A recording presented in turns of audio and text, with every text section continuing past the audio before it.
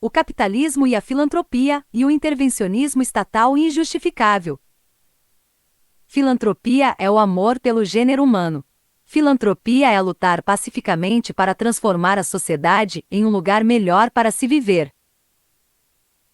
São muitos aqueles que, incorretamente, acreditam que esse amor ao gênero humano é incompatível com o capitalismo. De acordo com essa visão de mundo, o interesse pessoal sempre estará em desacordo com o bem comum, de modo que é impossível uma pessoa levar em consideração o bem comum se ela estiver pensando apenas em seu benefício empresarial. E há pessoas que vão mais além e dizem que, não apenas filantropia e capitalismo são âmbitos completamente separados, como também são inimigos irreconciliáveis. Economistas como Christian Felber, nota do IMB, uma estrela internacional que quer criar uma economia voltada para o bem comum, e quer a abolição dos lucros, defendem a necessidade de reprogramar o capitalismo para que os empresários deixem de buscar a maximização dos benefícios monetários e passem a perseguir uma concepção de bem comum verdadeiramente enriquecedora. A esse respeito, é comum responder dizendo que muitos capitalistas são acima de tudo pessoas de carne e osso como nós, também preocupados com o bem-estar de seus semelhantes, o que pode ser percebido quando direcionam uma parte de seus lucros para a ajuda dos menos favorecidos. Esse seria o caso de Bill Gates, que por meio da Fundação Gates, já destinou 28 bilhões de dólares a atividades caritativas, ou de Warren Buffett, que se comprometeu a entregar 99% de sua fortuna, aproximadamente 73 bilhões de dólares, à filantropia, em grande parte à própria Fundação Gates. Em minha terra natal, a Espanha, a Fundação Amancio Ortega também destina anualmente dezenas de milhões de euros a diversos projetos educativos e caritativos. Em todos esses casos, fala-se da filantropia de capitalistas, filantropia paga e protagonizada por grandes capitalistas. No entanto, a filantropia dentro do capitalismo não se limita a como os capitalistas reinvestem socialmente a riqueza que acumularam por meios não filantrópicos, mas também a como eles geraram suas riquezas por meio de seus empreendimentos.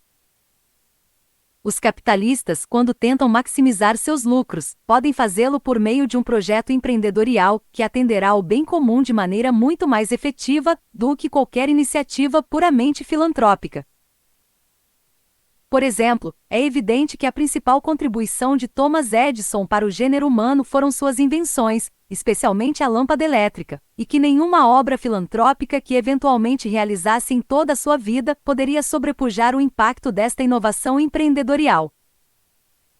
Igualmente, é um tanto óbvio que Henry Ford não teria legado à humanidade maiores benefícios caso houvesse se dedicado integralmente à assistência social em vez de inventar o automóvel para as massas. Do âmbito empresarial, portanto, também é possível promover o bem comum por meio do desenvolvimento de produtos, tecnologias e inovações que melhorem de maneira definitiva o padrão de vida de bilhões de pessoas. Nesse caso, estaríamos falando não da filantropia de capitalistas, mas sim de um capitalismo de filantropos, ou seja, um capitalismo protagonizado por filantropos visionários, por grandes criadores de valor que não apenas se preocupam em enriquecer pessoalmente, objetivo de todos nós, mas também, e acima de tudo, em ampliar os horizontes da humanidade. Um dos capitalistas filantropos mais notáveis destas 2 décadas do século XXI é, sem dúvida nenhuma, Elon Musk. Seria difícil explicar os interesses empresariais de Musk sem antes levarmos em conta sua preocupação com o bem-estar da humanidade. O desenvolvimento de carros elétricos não poluentes pela Tesla Motors, a criação da Neuralink, voltada ao tratamento de doenças cerebrais graves, a ambição aeroespacial da SpaceX de chegar a Marte, o desenvolvimento da Starlink, para oferecer internet por satélite a todo o planeta, e que foi crucial para manter a internet funcionando na Ucrânia após a invasão russa, e o barateamento e consequente popularização de painéis solares da Solar City, são projetos visionários que, como dito, dificilmente podem ser compreendidos se ignorarmos uma vocação profundamente filantrópica que complementa a legítima busca pelo lucro de Musk.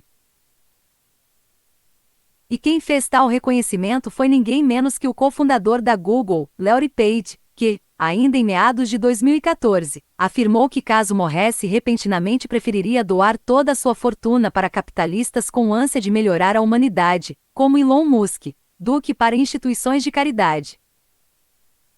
Segundo Page, Musk possui ideias empreendedoriais revolucionárias não para sua conta bancária, mas para o gênero humano. Isso é uma empresa e também uma filantropia, disse Page. Com efeito, Musk tenta transformar o mundo em um lugar melhor para ser habitado. Se é válido dizer que muitas pessoas amam a humanidade, e demonstram esse amor por ela colaborando com ONGs ou prestando serviços voluntários à sua comunidade, então também é válido dizer que Musk ama a humanidade e direciona esse amor a ela utilizando suas empresas e seus investimentos. Musk não é um filantropo apesar de ser um capitalista, ele é um filantropo por ser um capitalista. Durante muito tempo, o Estado sempre quis monopolizar as ideias, as práticas de bem comum e de interesse coletivo. Se somente os Estados poderiam se preocupar com o bem-estar de todas as pessoas, não obstante suas recorrentes guerras, suas anti-humanitárias barreiras à migração, sua destruição do poder de compra da moeda, seu sistemático controle bovino da população, ou sua captura e aparelhamento por grupos de interesse e lobistas. Então a onipresente coerção que tais Estados infligem sobre os cidadãos estaria justificada. Qualquer oposição aos desmandos do Estado seria motivada puramente por interesses egoístas, sectários e antissociais.